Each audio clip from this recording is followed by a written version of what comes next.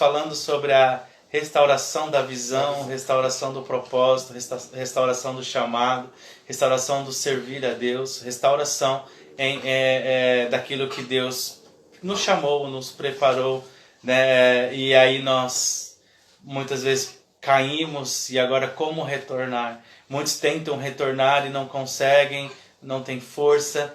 E aí isso, a Claudete colocou lá, nós usamos aquela parábola de Jesus do filho pródigo, né? Que ele caiu em si, ele retornou, né? E esse e aí passamos o primeiro, segundo, e o primeiro, segundo eu já passei mais. Quem mais lembra aí?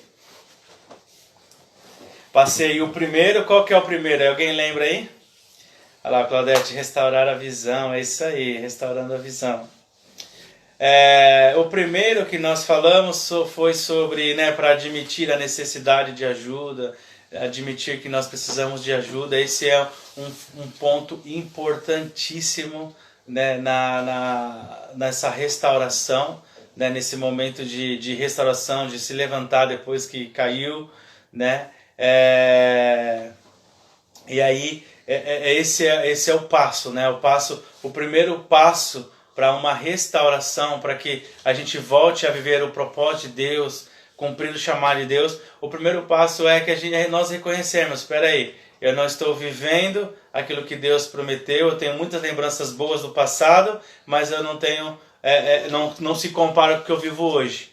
Então, se eu tenho muita lembrança do passado, que é muito melhor do que eu estou vivendo hoje, tem alguma coisa que está fora de sintonia com Deus, fora de um caminhar, né, de crescimento e constante. Então nós temos que fazer o seguinte: ter boas lembranças do passado, mas a cada tempo que passa, a gente superando essas experiências e crescendo e sendo renovado e crescendo e amadurecendo na presença de Deus. Bem, então se nós não estamos com essa expectativa de hoje, nós estamos vivendo isso hoje, precisamos trabalhar algo que nos faça nos levar novamente a estar na presença de Deus, como nós lembramos. Bem, até aí vocês lembram de tudo isso? A Claudete colocou lá, reconhecer que errou, tá? Esse é o primeiro passo. O segundo passo que nós falamos foi: confesse a sua violação de confiança, né? Até deu exemplo lá do casal que um traiu um traiu o outro, e aí o processo de construção da confiança é um processo mais lento, é um processo demorado, e é por isso que muitos não conseguem voltar, porque não têm a paciência e a persistência de permanecer construindo esse cenário de confiança novamente, essa confiança, né? A relação ela foi destruída, a relação foi terminada, e aí é um processo lento que demora muito tempo para reconstruir essa confiança novamente. Isso até mesmo, né, até mesmo com Deus, né? Com Deus nós também temos, Deus nos perdoou 100%, se nós pedimos perdão ao Senhor, sangue de Jesus nos lava, mas é um processo de confiança novamente, tanto da sua parte quanto da de Deus, é um caminhar novamente para ir construindo essa confiança novamente, tá bom? E eu falei do terceiro. Qual que era o terceiro? Eu falei que o terceiro era o mais difícil, né? O primeiro é difícil, o segundo mais difícil, o terceiro mais difícil ainda. E aí depois eu falei que os outros era sempre um pouco mais fácil, né? Mas esses três primeiros passos é muito difícil, tá? Então eu falei do primeiro, do segundo, e vocês lembram do terceiro? Lembra, Cal? Confiar sempre em Deus? Não. Terceiro, se ninguém lembra aí, não, ó, aí escreve lá: confiar sempre em Deus. Não foi bem esse terceiro, mas temos que confiar em Deus, isso mesmo. Sabedoria, paciência, graça e ir em frente. Mais ou menos, isso faz parte também do segundo, mas o terceiro eu não tinha falado ainda. Vou conectar. Eu não tinha falado ainda sobre o terceiro, né? E o terceiro, se eu falei o terceiro, eu vou repetir agora novamente. Mas o terceiro é: identifique uma autoridade confiável É isso aí, ó. Não, você parou no segundo, eu acho. Foi isso mesmo, Bárbara. Lembrei agora. E esse que eu vou falar agora é o terceiro, vocês anotem aí. O terceiro é nós identificar uma autoridade confiável, tá bom? E responder a ela. Tá bom, anotem aí. Identificar uma autoridade confiável e responder a ela. Parecia no Facebook. A Vanessa estava fixando ali no Facebook, tá, gente? Então. Tá bom? E esse é o terceiro passo importantíssimo. Importantíssimo. Nós gostamos muito de ter coaching, né? De ter uma pessoa que nos anime, nos motive, nos faça enxergar os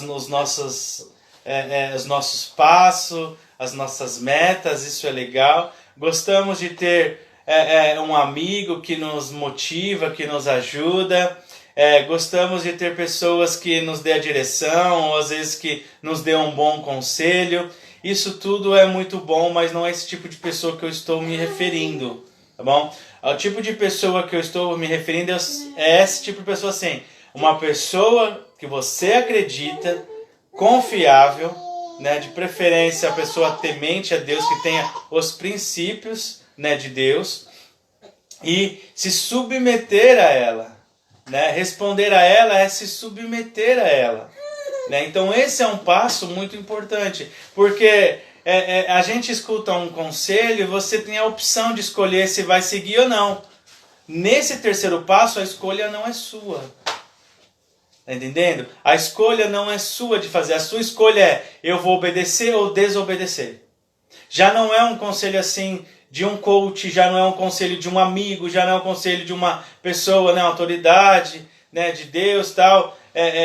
Não é um conselho, a pessoa ela diz para você, você vai lá e faz. Você tem duas opções: ou obedecer ou não obedecer. O conselho, quando alguém te dá um conselho, não é a opção de obedecer e desobedecer. É a opção de pensar, meditar no conselho e absorver e fazer aquilo que você acredita que é melhor. Nesse terceiro passo não é isso. Esse terceiro passo é você ouvir o conselho e obedecer.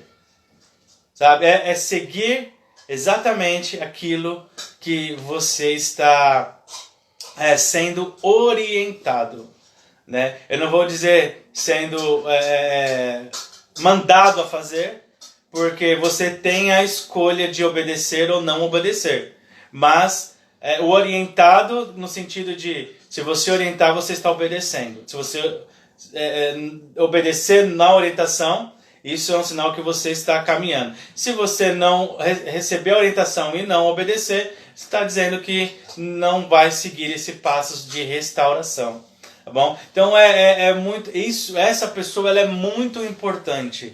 É importantíssimo você encontrar essa pessoa que você confia, essa pessoa que você acredita que você vai conseguir obedecer os conselhos dela, mesmo quando os conselhos dela não forem aquilo que você quer fazer. Mas você vai fazer porque você está buscando uma restauração completa na tua vida. E isso é muito, muito, muito difícil. É por isso que tem muita gente que não consegue retornar, não consegue voltar para cumprir o propósito que Deus tem, e aí entra na vontade permissiva de Deus. Deus permite essa pessoa viver, né, com a graça, a misericórdia, né, vai na misericórdia do Senhor, mas não vive a vontade plena de Deus, né, não vive aquilo da qual a pessoa foi criada para realizar. Então isso realmente é um divisor, né, vamos dizer assim, divisor de águas, né, é uma distância muito grande, né, de você viver aquilo que Deus permite você viver e aquilo que Deus preparou para você da vontade plena, tá bom? Então é essa vontade plena que nós estamos caminhando para ela. Eu estou falando para você se conseguir andar na vontade plena, não na permissiva. Na permissiva você caiu, pede perdão, se arrepende, bora seguir, vai seguindo da tua maneira, daquilo que você entende, vai andando da mesma forma que às vezes muitos estão andando. Mas você vai ter sempre na sua mente, nossa, como era bom aquilo, e olha o que eu vivo hoje. Hoje eu estou buscando, mas as coisas não estão indo como você tem a expectativa, né? E eu vou falar uma coisa para você. Não colocamos expectativas em nada neste mundo que a gente pode se frustrar. Mas as expectativas em Deus, nós podemos colocar, nós podemos imaginar, nós podemos acreditar que Deus ele vai realizar, que Ele é fiel. Mas desde que nós colocamos a expectativa nele para viver aquilo que Ele tem nos orientado. Depois de uma queda, o terceiro passo é fundamental para que você continue ou volte para o caminho que você deveria estar. Amém? Vocês estão conseguindo me entender essa diferença? Não estou dizendo que você agora precisa de alguém que manda em você. Não estou dizendo isso. Estou dizendo que depois de uma caída, depois que você viu que não está vivendo aquilo que você queria viver, ou tinha expectativa de Deus viver, não está conseguindo chegar lá, já tentou muitas coisas, né? Ou até pessoas que desviaram do caminho, não conseguem voltar, estão tentando e não conseguem, é porque precisam fazer esses 3 passos importantes, né? E esse terceiro passo é, eu preciso encontrar uma autoridade sobre a minha vida e obedecê-la, custe o que custar. Tá entendendo? É fechar os olhos e obedecer. É por isso que tem que ser uma pessoa da qual você acredite, né, que é uma pessoa de Deus, uma pessoa que vai conseguir te orientar e ela tome isso para ela também. Essa responsabilidade de te orientar nesse sentido. Amém? Isso é fundamental. Então você vai reconhecer essa autoridade e se submeter a ela. Tá bom? Então esse é um passo muito importante, muito difícil. Responder a ela o que ela te perguntar, não terá segredos. Tá bom? Eu sei que quando a gente vai se aconselhar, isso já aconteceu muitas vezes. As pessoas vêm se aconselhar com o pastor e elas contam aquilo que é conveniente a elas. E aí nós temos que confiar no Espírito Santo para que ele nos revele, para nós conseguirmos orar naquilo que a pessoa precisa, por causa da misericórdia de Deus sobre a vida da pessoa. E é totalmente diferente isso que eu estou dizendo. Essa pessoa, você vai responder a ela, né? Tudo. Ser um livro aberto, não ter segredos, contar, falar, compartilhar as coisas boas, as coisas ruins, falar as coisas que te elevam, né? Dá um up em você aí, mas também falar as coisas que te desvaloriza, sabe? Que a gente perde valor quando nós temos hábitos maus. Então realmente ser totalmente transparente em todas as áreas. Né? Tem muita gente que vem buscando servir no ministério, ou buscando servir a Deus, e aí conta para nós que a vida profissional é uma bênção, a vida ministerial é uma bênção, mas não conta os problemas que tem na família. Então a gente acha que está tudo bem. Ou conta as coisas da família e tal, mas não conta como é a vida profissional dessa. E ela não abre, esconde, porque é ruim. Ou seja, tem sempre uma área escondendo. E responder a esta pessoa é trazer as claras. Tá bom? Então, para nós deixarmos bem prático, vamos deixar bem prático aqui isso aqui. Então nós vamos fazer o seguinte. Vocês vão anotar aí, praticar, identificar uma autoridade confiável e responder a ela. Tá bom? Você vai responder, ou seja, ser transparente. Ok? Até aí? Legal. Esse é o terceiro. Aí para ficar mais prático, vamos deixar o quarto como submeter a ela incondicionalmente. Quarto, submeter incondicionalmente.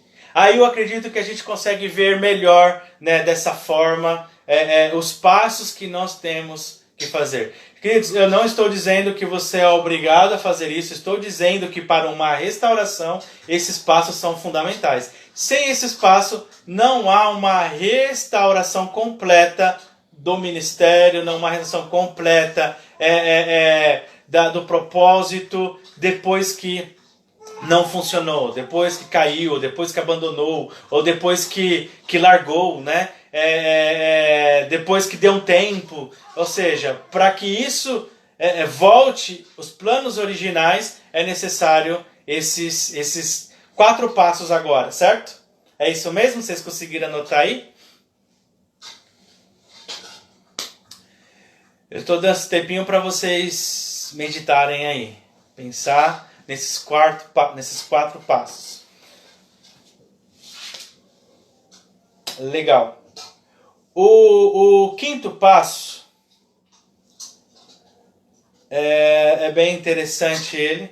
Tá bom? O 5º passo, ele não tem, esse é fácil, não tem muito, não é tão difícil quanto obedecer. Tá bom? Obedecer é uma das coisas mais difíceis que o ser humano pode encontrar em sua vida, tá bom? Você vê que o pecado original foi desobediência, né? Então, depois da desobediência que resultou frutos de pecado, mas o pecado original, o único pecado que a humanidade cometeu foi a desobediência, e os outros são ramos, né, das desobediências. Então, obedecer é uma das coisas mais difíceis para a raça humana. E detalhe, quando nós obedecemos, nós entramos numa dimensão onde nós conseguimos um relacionamento mais íntimo com Deus. Jesus, tem uma passagem na Bíblia que os Espíritos perguntam: como posso provar que eu te amo? Quero provar que eu te amo, né? E uma vez eu também, orando a Deus, em cima disso, falei: Deus, eu quero demonstrar que eu te amo. O que eu posso fazer? Uma loucura de amor que a gente acha que é isso, né? O marido chega, o namorado para a namorada, faz aquelas loucuras, né? Era carro de som antigamente, hoje é na frente de pessoal, hoje é por internet, e faz o pedido, diz que ama, diz que está apaixonado e tal.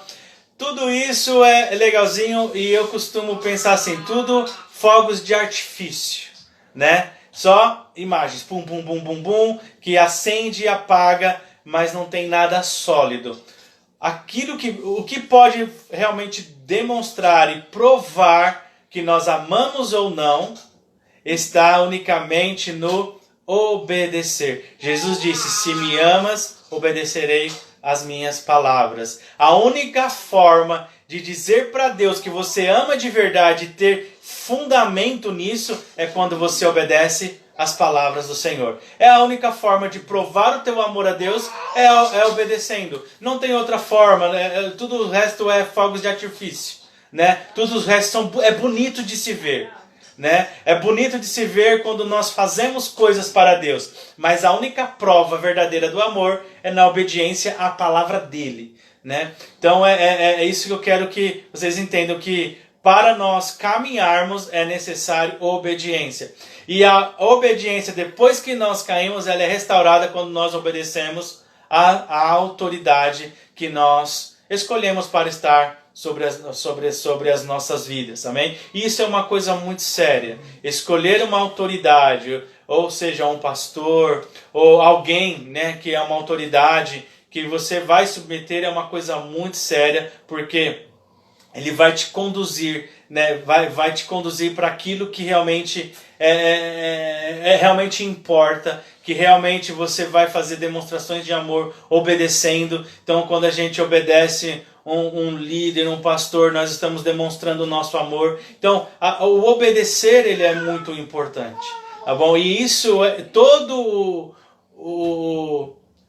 vamos dizer assim, que todo o nosso mover em amor, eles tanto no mundo espiritual quanto até mesmo no mundo físico é nós obedecermos, tá bom? Isso é muito importante, por isso que eu estou frisando bastante aí. Bom, próximo é o... Qual que é o próximo? Próximo passo? O próximo é o quinto. O quinto Não, o sexto, porque você vai obedecer o quinto. Na verdade, o que ela falou aqui, que obedecer é o quinto. Mas na verdade o quinto não seria o obedecer, né? Só para ficar mais claro, porque o obedecer já é a submissão. Então quando você se submete, você já obedece. Tá bom? Então, só para nós entendermos, submeter é você colocar debaixo da obediência e obedecer. Tá bom? Então esse vamos deixar no quadro para ficar bem fácil. Você pode até colocar entre parênteses aí para ficar mais legalzinho, aqui, ó. Entre parênteses, na frente da submissão, né? Obedecer, obediência, mas é mais ou menos essa linha de pensamento, tá bom? Eu quero deixar menos passos possível para ficar muito mais claro e mais fácil para a gente conseguir depois lembrar disso, tá bom? Então o quinto agora, que eu quero dizer que não é muito difícil, não é muito, você não terá muita dificuldade nesse, tá bom? Porque ele não provém de você, eles são situações de Deus trabalhar o teu caráter, tá bom? E esse eu quero ler na palavra do Senhor, este ponto, tá bom? Mas você pode anotar aí, o quinto. Aceite. Quem puder escrever aí também é legal, tá? Aceite completa responsabilidade pela sua queda. Aceite completa responsabilidade pela sua queda, né? Isso é aceitar a responsabilidade, é aceitar as consequências, tá bom? Então não tem como Deus me perdoou, acredito, mas em todo o perdão também tem as consequências. Tudo nessa terra tem uma consequência, tudo no reino espiritual tem uma consequência, na alma tem uma consequência, ou seja, toda essa situação, né? Todas as situações, todos os âmbitos, né? Seja ele espiritual, seja ele material ou metafísico, tudo se há uma consequência a se receber, amém? Tudo gera uma reação, tá bom? Isso em qualquer âmbito. Então é importante nós aceitarmos as consequências. E eu quero falar dessa consequência de acordo com a palavra de Deus, numa passagem que está em 2 Samuel. Bom, 2 Samuel, verso 16. Perdão, 2 Samuel, capítulo 16. E eu vou começar a ler o verso 5 em diante. Nós vamos ler 5 versinhos apenas nesse tópico aqui. Tá bom? Quem está entendendo, dá um glorinha a Deus aí, ou levanta as mãozinhas. Glória a Deus. Amém.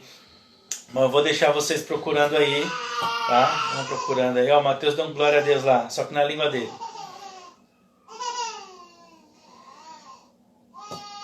Amém. Acharam aí? 2 Samuel, capítulo 16, verso 5. Posso ler? Quando o rei Davi chegou a Baurim, um homem do clã da família de Saul, chamado Simei, filho de Gera, saiu da cidade determinando maldições contra ele. Tá bom? Essa situação aqui, eu vou continuar. Olha que bonitinho. Essa situação aqui, eu só quero trazer um pouco mais clareza para vocês do contexto. Davi já tinha deixou, né, a cidade de Davi, né, o palácio, deixou tudo lá, e o seu filho Absalão tomou posse do reino para que não houvesse uma guerra civil, né? Então Davi preferiu sair para poupar o povo e levou os ministros dele, levou os guerreiros, soldados, todo mundo que estava com ele, o conselho, todo mundo que estava com Davi saiu e começaram uma peregrinação. E deixou a cidade de Davi a mando de Absalão, que havia feito essa traição para o trono, para roubar o trono.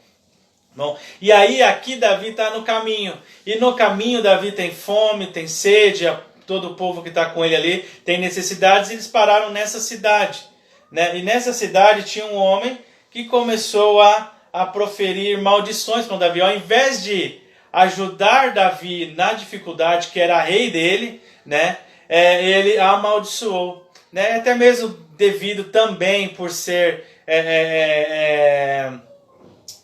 da geração de Saul, da qual, né, foi passado a realeza de Saul, da geração de Saul para a de Davi. Então ele está amaldiçoando. No verso 6 continua esse homem, né, eu acredito que não era um homem só, ele, mas a família dele, o povoado dele, né, rejeitando a entrada de Davi na cidade e não abrir os portões, ou seja, começaram a resistir Davi, para que Davi não encontrasse abrigo ali naquela cidade, não encontrasse comida, bebida. E aí no verso 6 diz assim, ó, em sua fúria tirava pedras em Davi e em todos os oficiais do rei.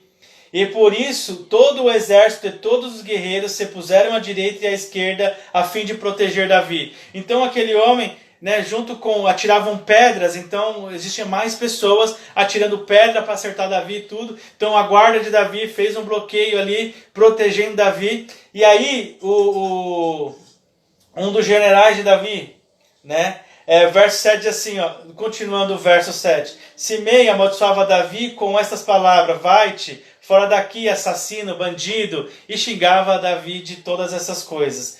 Aí o verso 8, ele ainda continua amaldiçoando, que o Senhor retribua a ti todo o sangue derramado na família de Saul, cujo trono tu usurpaste. Ou seja, ele está falando exatamente aquilo, né? Tirou o trono de Saul, tomou posse. Então, é aquela coisa, né, oposta, né? O partido oposto, né? Criticando, amaldiçoando e dizendo muitas coisas que não deveria. Embora Davi recebeu o trono, como vocês sabem como, debaixo da bênção de Deus, debaixo do profeta, e foi, né, cuidou do filho de Saul, que era filho de Jonatas, né, cuidou do Mefibosete, que era filho de Jonatas, filho de Saul. Ou seja, Davi procurou dar suporte, né, para eles, protegeu a cidade deles aqui, até mesmo de Simei, protegeu, porque ele estava dentro do território da jurisdição dele, da qual ele era responsável.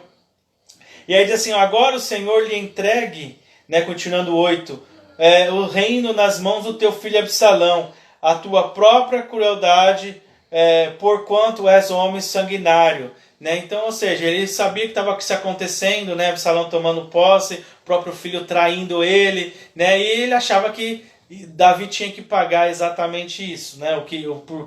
Pelos pecados que ele fez. Então Abissai, filho de Zeruia, propôs ao rei, ora, por que razão este cão morto há de ficar por fim? Palavras malditas contra o Senhor, meu rei. Então ele, uns dos que estavam ali com Davi, né, da parte dos líderes, né, ele começou assim, mas quem que é esse cara com um povinho desse tamanho, né, querendo, né, dizer essas palavras para Davi, o que Davi tinha que fazer, que Davi tem que pagar. Aí ele falou assim, ó, deixe-me atravessá-lo e decepar-lhe a cabeça. Falou, só você falar, vai, que a gente vai lá e mata o restante dessa geração aí ruim, dessas pessoas que estão te amaldiçoando. E aí o que acontece?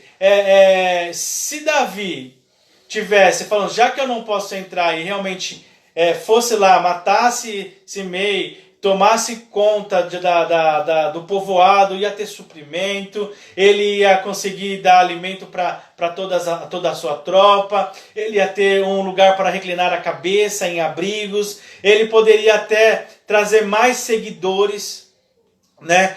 Aqueles que, para não morrer, decidiriam servir, ou seja, ia aumentar ali a sua guarda, ou seja, ele ia ter muitos benefícios. Então, aos olhos, né, humano, seria então, já que ele não supre as nossas necessidades, vamos tomar, porque estamos num tempo de guerra, né? Davi estava num tempo de guerra naquele momento, e então o mais claro seria, o melhor seria que realmente Davi permitisse e fosse lá e tomasse aquele povoado. Então, isso é o lógico numa guerra, né? Só que a postura de Davi foi totalmente diferente. Eu quero ler de novo com vocês o tópico 5, né? Que eu falei para vocês aí. Aceite completa responsabilidade pela queda, né? E é exatamente isso que Davi faz no verso seguinte. Ele diz assim, no verso 10, diz assim: contudo, o rei respondeu, né? Davi respondeu: ó filho de Zuria, este não é um assunto que possais resolver por mim. Ou seja, eu estou lendo a versão do King James, mas algumas versões falam: isso não é assunto teu, né? Isso é um assunto meu, é eu que tenho, é uma coisa minha, né? Então Davi já toma a responsabilidade de toda aquela situação, né? Davi fala: não, isso é uma responsabilidade minha, é um assunto meu. E aí por que Davi fala que é um assunto dele, sendo que todos estavam ali juntos naquele momento de guerra, eles do lado de Davi, né? E Davi fala: não, isso aí é um assunto meu, não é nada que você possa resolver por mim. Aí Davi continua explicando o porquê. Ele está me amaldiçoando porque Yahvé, que é o Senhor, lhe mandou: amaldiçoa Davi. Sendo assim, quem poderá questionar esse pobre homem sobre seus motivos?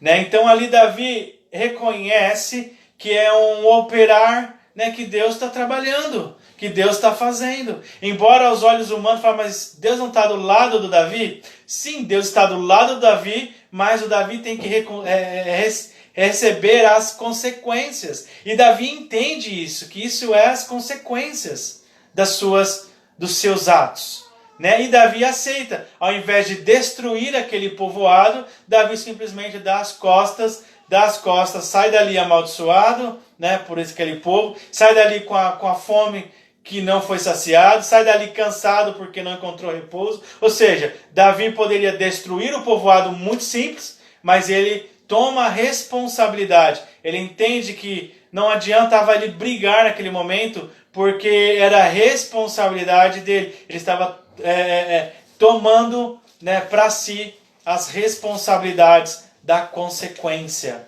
tá bom? Então isso é muito importante. Tem muita coisa que acontece em nossas vidas que são consequências. Por exemplo, o homem que trai a mulher, quando a mulher não quiser ter relações com ele, quando a mulher for às vezes um pouco grossa com ele, não adianta ele querer brigar, não adianta ele querer reivindicar, né, que tem autoridade, porque são consequências, né? Ou seja, não adianta a gente querer revidar com palavras, discutir, são consequências. Temos que abaixar a cabeça, segurar as consequências e falar: Deus, eu sei que o Senhor está trabalhando na minha vida, Tu és fiel a mim, eu sei que nesse momento eu vou engolir seco, eu vou engolir sapo, eu vou ser humilhado, se tiver que ser, mas eu acredito, eu tenho fé que essa restauração vai me levar para onde o Senhor quer que eu chegue, sabe? Então é importante nós entendermos que nesse quinto passo, que na verdade a gente não pode fazer muita coisa, simplesmente aceitar com responsabilidade as consequências. Tá bom? Então isso é muito importante nós entendermos. Porque se nós começarmos a reivindicar: não, eu já fui perdoado, ou eu tenho direito, não, mas você já perdoou. Se nós formos querer reivindicar, o processo de restauração começa a ser rompido novamente. Tá bom? Então não adianta você seguir o passo 1, 2, e 3 e 4 e brigar no passo 5, reivindicar no passo 5 aquilo que na verdade é uma consequência dos seus atos. Bem, então assim, é muito importante nós entendermos que existem consequências, mas eu quero dizer para ti: permanece firme. Por isso que tem aquela palavra que virá dupla honra, né? Aqueles que são humilhados serão exaltados. O próprio Senhor já está falando: vai ser humilhado, mas vai ser exaltado. Vai ser humilhado, mas vai ser exaltado. Não adianta a gente sempre querer ser exaltado todo o tempo. Chegar um momento que nós vamos passar situações assim, porque nós plantamos ações que geram consequências. Tá bom? Então é muito importante você aceitar essa responsabilidade por completo para trabalhar essa restauração né, daquilo que você está buscando, né, nesse momento. Amém? Estão entendendo até aí? Tranquilo? Amém. Verso 8 também não é um passo seu, né, que agora estão ficando mais suaves. Você viu que Davi falou, se o Senhor mandou fazer isso, deixa, o Senhor está no controle. Esse aqui também é praticamente isso, tá bom? Ele vai seguir isso, mas eu quero deixar de uma forma um pouco mais explícita, mais clara para vocês, tá bom? Que nesse outro ponto, assim, que eu gostaria que você compartilhasse concorde em permitir que a autoridade represente, fale por você. Então, assim, é você permitir que essa autoridade, ela te represente e ela fale por você. Tá bom? Então, essa autoridade, ela vai falar por você. Você não precisa se defender, você não precisa se justificar, você não precisa fazer nada. Você só precisa fazer o passo 1, 2 e 3, né? Que é reconhecer que precisa de ajuda, confessar que é falar e identificar o passo 4 e obedecer. Tá bom? Aí os outros passos deixe as coisas acontecerem. Tenha paciência, espere, né? Espere que Deus está trabalhando. Então isso é uma forma também de nós crermos que Deus está trabalhando. É como o Kel cantou, Deus é fiel a você, por mais que a gente não seja, né? Mas Deus, ele é fiel. Se nós obedecermos esses princípios de restauração, amém? Nós seremos restaurados. Então esse agora que eu falei para vocês é o 7, né? É isso mesmo? É o 7. Concorde em permitir que a autoridade represente e fale por você ao seu círculo, né, da comunidade, a sua... fale por você na sua família, fale por você em todas as suas... na igreja, no ministério. Deixa que ele fale. Deixa essa autoridade falar por você. Tá bom? Não se justifique, não fique querendo. Davi poderia ter falado para Simei, mas eu guardei vocês, protegi contra os filisteus, contra tal povos, contra tal os amalequitas que tentaram vir contra nós, e eu protegi a cidade. Davi poderia ter justificado. Você não teria terra nenhuma, porque a geração de Saul foi rejeitado, ele pecou, toda a geração morreu, você também deveria ter morrido, mas você vivo. Eu permiti você viver, né? Ou seja, Davi poderia ter se justificado de várias formas, mas não é necessário, né? Deixe essa autoridade falar por você, tá bom? Bem, e o verso, e o último, eu falei quantos? 7, agora 8? Tá, agora é o 8. Tá bom? É que eu marquei diferente aqui. Agora o 8 e o último que eu quero falar, ele é simples, tá bom? Ele é simples,